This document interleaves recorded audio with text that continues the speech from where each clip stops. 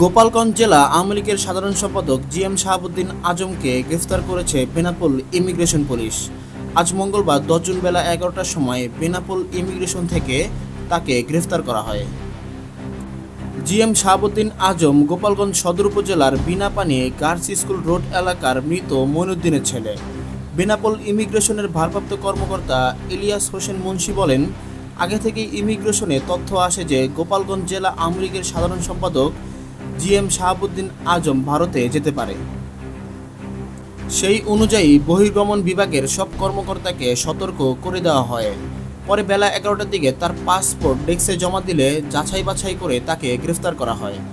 Benapole port থানার ভারপ্রাপ্ত কর্মকর্তা ওসি মোহাম্মদ রাসেল মিয়া বলেন, তার নামে গোপালগঞ্জ সদর থানায় একাধিক মামলা রয়েছে।